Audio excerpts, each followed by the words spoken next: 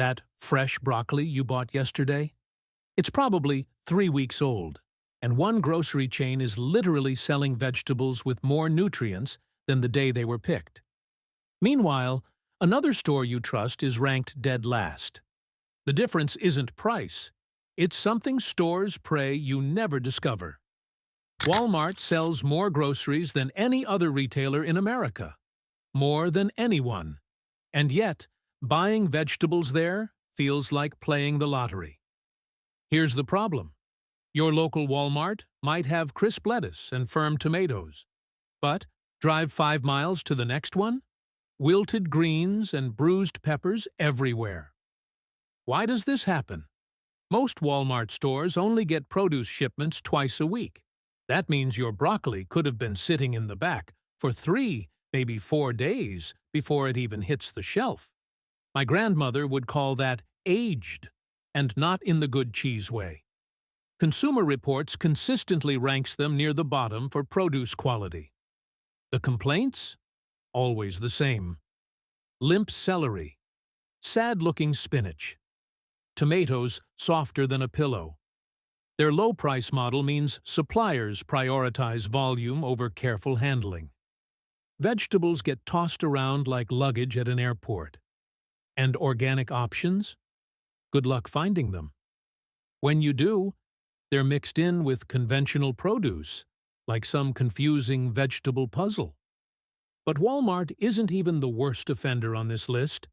Dollar General decided they'd fix America's food desert problem. Noble idea. Terrible execution. They crammed produce into over 5,000 stores by 2025. Here's the catch. Most locations have refrigeration that belongs in a museum. These stores average just 7,400 square feet. That's smaller than most people's backyards. So where do vegetables end up? Shoved into sad little corners with zero airflow. And the supply chain? It's like a game of telephone, but with your salad. Vegetables pass through third-party distributors before arriving already tired and defeated. A 2024 USDA study confirmed what shoppers suspected. Spoilage rates at dollar stores blow traditional grocers out of the water. Not in a good way. Your options? Onions, potatoes, maybe a bagged salad that's seen better days. Leafy greens, seasonal vegetables? Good luck. Staff turnover exceeds 100% annually. Nobody sticks around long enough to learn proper produce rotation. But wait, Family Dollar somehow manages to be even worse. Family Dollar thought they'd solve food deserts by adding vegetables. Noble idea. Terrible execution. Here's the problem. Most stores shove produce right near the checkout. Every time those automatic doors swing open, temperature swings. Hot air rushes in. Your spinach basically gets a fever every 3 minutes. And it gets worse. In 2023, the FDA slapped them with warnings for pest contamination at their distribution centers. We're talking about the places handling your vegetables before they even reach the store. My grandmother would have fainted. The real kicker? Family Dollar isn't exactly first in line for the good stuff. Major produce distributors treat them like an afterthought. Those vegetables arrive already tired from their journey. Several days old before touching the shelf. Staff shortages mean expired items sit there like forgotten houseguests who won't leave. And selection? 15 vegetable varieties if you're lucky. But discount stores aren't the only ones cutting corners. A few months ago, I had no idea what a health ring even was until my fiancé got me one, and I have to say, I'm shocked this isn't a widely known and used product. It tracks my stress levels, and what I found out is that some supplements made my stress score spike, while others actually helped bring it down. I adjusted a few things based on that, and honestly, I feel 10 years younger. My wife mainly uses it to track her menstrual cycles, and she is obsessed with her sleep quality score. I noticed they are currently running a limited 69% discount, but I don't know how long it will last.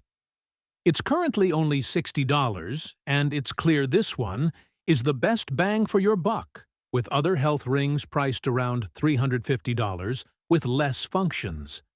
They managed to price it this low because they cut out the middleman like Amazon, Walmart, etc., who drive up the price and take a big margin, ending up with the customer paying 3 to 5 times more.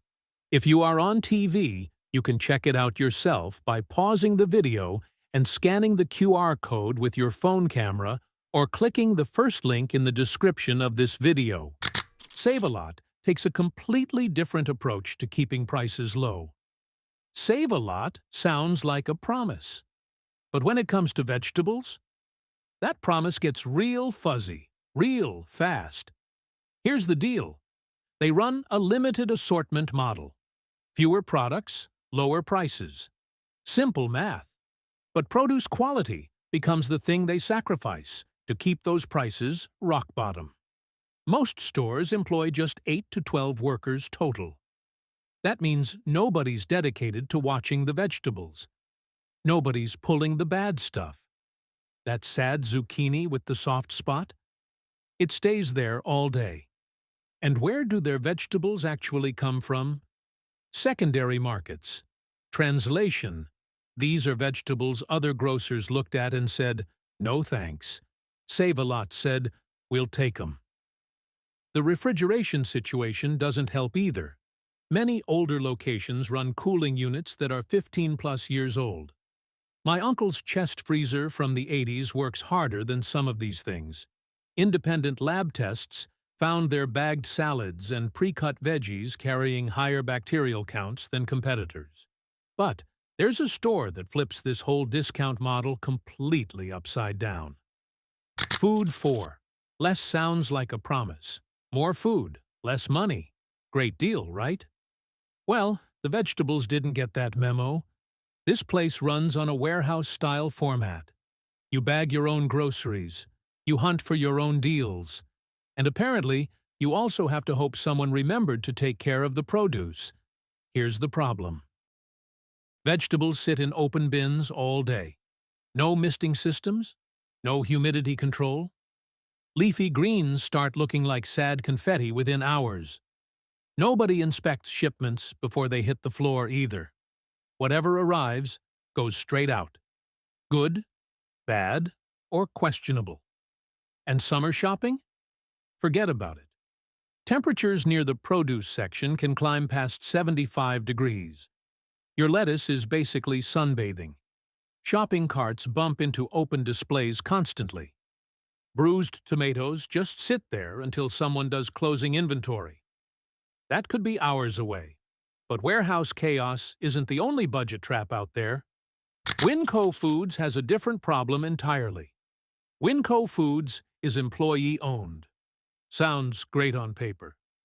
Workers have skin in the game, right? Well, here's the problem.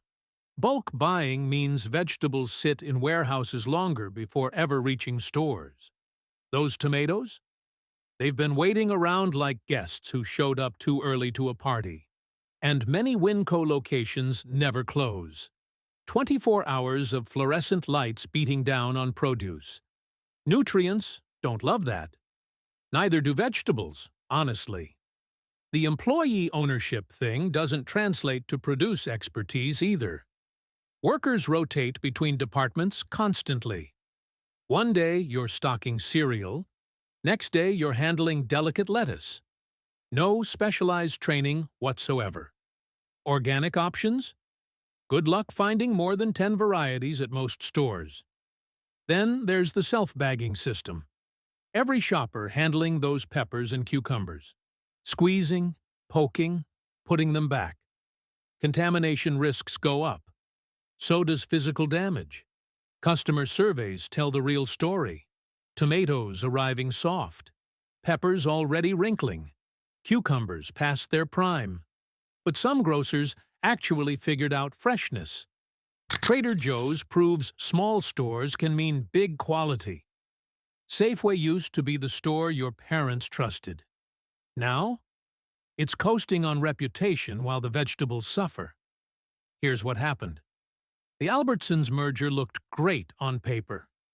In reality, it created a logistical mess. Regional distribution centers got shut down to save money. Sounds efficient until you realize some vegetables now travel 200 extra miles just to reach the shelf. That's 200 more miles of bouncing around in trucks. 200 more miles of slowly wilting. And the produce sections themselves? They've been shrinking. Stores keep carving out space for prepared foods because the margins are better. Your broccoli section gets smaller so they can sell more rotisserie chickens. The real kick in the pants? Prices haven't dropped to match the declining quality. You're paying premium prices for average produce. That's like buying a luxury car and getting bicycle brakes. Staff cuts haven't helped either. Wilted lettuce sits on display for hours because nobody's watching. But wait, Kroger's got its own problems brewing. Kroger is everywhere. And I mean everywhere. They operate under 28 different names. King Soopers in Colorado, Fred Meyer in the Northwest, Ralph's in California. Same parent company, wildly different vegetable quality. Here's the problem with being America's largest supermarket chain. Consistency becomes impossible. Their push toward automation sounds impressive on paper. Robots handling produce. The future is here. But robots can't tell the difference between a perfectly ripe tomato and one that's already turning mushy. They just grab and go. Then there's the staffing issue. Many locations cut produce workers by 30% since 2022. That means vegetables sit unattended for hours. Nobody's pulling the sad-looking zucchini. And Kroger's private label veggies? Sourced from whoever bids lowest. Different supplier every few months. Quality becomes a lottery. The American Customer Satisfaction Index confirms what shoppers already knew. Kroger produce scores have dropped 3 years straight. But not every big chain fails at freshness. One retailer proves small stores can mean big quality. Now, here's where things get interesting. Trader Joe's isn't trying to be everything to everyone. They've got maybe 40 vegetable varieties total. That's it. But here's the thing. Every single one actually looks like it wants to be eaten. Their secret? Dedicated buyers who physically visit farms. If a shipment looks even slightly sad, it gets rejected on the spot. No negotiating. The small store format that some people complain about? That's actually the magic. Vegetables fly off those shelves so fast, nothing sits around long enough to get depressed. We're talking 2 days maximum before something sells. And they get fresh deliveries every single day. Every single day. I've bought lettuce there on a Wednesday that still looked perfect the following Tuesday. My fridge has never been so proud. Staff actually rotate through checking for wilted items constantly. It's like produce has its own security detail. But Trader Joe's isn't even the biggest bulk option for quality. Now here's where bulk buying actually works in your favor. Costco doesn't just sell vegetables in bigger packages, they sell better vegetables. Period. Their purchasing power is absolutely ridiculous. We're talking about a company that can call up suppliers and say, "We'll take everything, but only if it's premium grade." Smaller retailers? They get whatever's left. And the speed is impressive. Vegetables move from distribution center to shopping floor in 24 to 48 hours maximum. That's faster than some fresh markets. But here's what really sets them apart. Costco sends third-party inspectors to farms before harvest even begins. They're checking growing conditions, not just finished products. The organic selection has tripled since 2020. Tripled! And the prices actually make sense for folks watching their budgets. That membership fee you're paying? It creates accountability. Costco can't afford produce complaints when customers are literally invested in the store. Speaking of standards, wait until you hear about the grocery chain that banned over 260 ingredients. Whole Foods doesn't just sell vegetables, they obsess over them. This is the grocery store that banned over 260 ingredients and pesticides that other chains still allow on their shelves. My neighbor calls it the fancy store, but honestly, the produce quality earns that reputation. Here's what separates them from everyone else. Their produce staff complete more than 40 hours of specialized training. 40 hours! Most stores give employees a 15-minute walkthrough and call it good. And those misting systems you see spraying the lettuce? They're not random. Each vegetable type gets humidity levels calibrated specifically for its needs. Carrots and kale don't want the same moisture. Whole Foods actually figured that out. The local sourcing is where things get impressive, though. Many vegetables travel from farms within 200 miles, reaching shelves in under 24 hours. But here's the surprise. Amazon buying them actually helped. Their logistics technology improved delivery times without gutting standards. Speaking of value and quality combined, Sprouts. Farmers Market flipped the grocery script completely. Walk into any location and boom, produce hits you immediately. Not hidden in the back, not squeezed into a corner. 25% of every store is dedicated purely to fruits and vegetables. That's massive. Here's what really matters, though. They run their own distribution network, built specifically for fresh produce, temperature-controlled from warehouse to shelf. No middlemen cutting corners. And the prices? About 20 to 25% cheaper than Whole Foods. Same quality tier. Your wallet actually survives the trip. Each store has a dedicated produce manager, not someone juggling 5 departments. One person whose entire job is keeping vegetables fresh and tossing anything questionable. The farmers market vibe isn't just clever branding either. Their buyers literally attend real farmers markets, scouting new suppliers. They snag partnerships with smaller regional farms that can't handle Walmart's volume demands. But here's the thing about European grocers coming to America. Aldi's got a secret weapon most Americans don't realize. They're German-owned. And if there's one thing Germans obsess over more than engineering, it's food quality standards. Here's what that means for your vegetables. European regulations are stricter than American ones. Way stricter. And Aldi applies those standards to every U.S. store. Now, they only stock about 30 to 40 vegetable varieties. Sounds limiting, right? Actually, it's brilliant. Their buyers can obsess over quality instead of juggling hundreds of products. Every single item gets serious attention. Daily deliveries from regional distribution centers keep things fresh. Most centers sit within 150 miles of their stores. That's practically next door in grocery terms. Their organic line grew 40% since 2023. The prices? Nearly the same as conventional vegetables elsewhere. My neighbor calls it Whole Foods quality on a Social Security budget. She's not wrong. Independent lab tests back this up consistently. But Aldi's got competition in the freshness game. Down in Texas, there's a grocery chain that actually grows their own vegetables. H-E-B doesn't just sell vegetables. They grow them. This Texas chain owns its own farms in Mexico and the Rio Grande Valley. That means they control everything from seed to shelf. No middlemen. No mystery about where your tomatoes came from.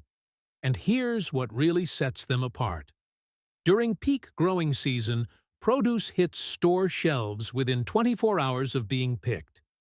24 hours! Most grocery chains can't even process paperwork that fast. But the real secret? They actually pay their produce staff well. Revolutionary concept, I know. Higher wages mean lower turnover. Lower turnover means employees who actually know the difference between a ripe avocado and a rock. Being regional works in their favor, too. Local Texas farms can ship same day instead of trucking vegetables across the country. Fresher product, less bruising, more nutrients intact. Texans are famously loyal to HEB, and honestly, the produce quality justifies the devotion. Speaking of devoted customers, there's a southern chain that treats produce like a hospitality competition. Publix has a motto: where shopping is a pleasure. And honestly, they're not lying. This Florida-based chain consistently ranks #1 for produce satisfaction across the entire Southeast. That's not marketing fluff. That's survey after survey proving customers actually trust their vegetables. Here's what makes them different: employee ownership. Every single worker has skin in the game. When you own part of the company, you don't let mushy tomatoes slide onto shelves. Simple as that. Produce managers don't just check vegetables once. They do 3 daily walkthroughs: morning, afternoon, evening. Anything looking tired gets pulled immediately. And the sourcing? Many vegetables travel fewer than 100 miles from Florida farms. Your zucchini might have been in the ground yesterday morning. But what really sets Publix apart is how they treat older shoppers. Staff actually help you pick produce based on when you'll eat it. Need tomatoes for Thursday? They'll find ones that'll ripen perfectly by then. Now, speaking of going above and beyond for customers, Wegmans doesn't just sell vegetables. They've turned produce shopping into something almost theatrical. Here's what separates them. Most supermarket staff may be 5 people in produce. Wegmans? 15 to 20 specialists per store. That's not a typo. These folks train specifically on vegetables like sommeliers train on wine. And get this, they actually run their own organic research farm in New York. Not for profit. For figuring out better growing methods they then share with every farmer who supplies them. Every single shipment gets inspected before hitting the floor. Failed the check? Back on the truck it goes. Consumer Reports has ranked their produce #1 for over a decade straight. 10 years running. That's not luck. But here's what really matters for us older folks. Bigger price tags you can actually read. Better lighting so you're not squinting at every tomato. Staff who'll carry your bags right to your car. That's not just grocery shopping. That's respect.